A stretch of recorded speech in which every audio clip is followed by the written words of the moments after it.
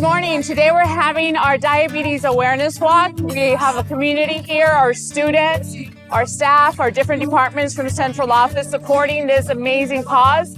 And we also have vendors with us today to talk to us about preventive care. What can we do to prevent this disease that affects so many of us in our community? So we just want to bring awareness, educate everyone around us because we love our community, we love our students, our staff. We're really grateful for the community support because this is what we're doing. We're bridging our La Joya Isd with our community to bring them resources, bring them awareness, and we want to build and be that bridge for our family. So we're out here this beautiful Saturday morning to raise awareness for diabetes. We know that diabetes affects so many members of our community.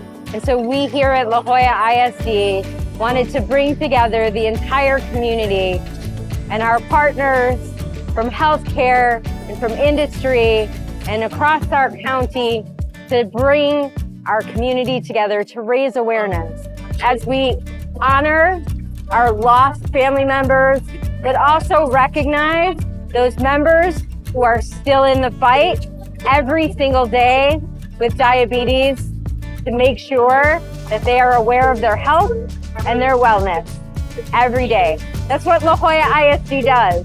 We make sure that we come together strong as a community. We are so excited that all our stakeholders showed up today for our diabetes awareness walk. We are very thankful for over 20 vendors that showed up to support this wonderful event.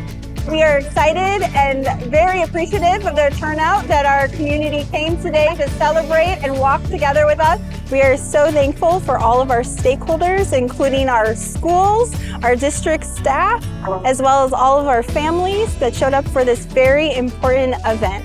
All of this happens with a team of people dedicated to making sure that we're educating our families and continuing to educate our community about the impacts of diabetes, but also to lift up all of our family members that are still in the fight with this wicked disease.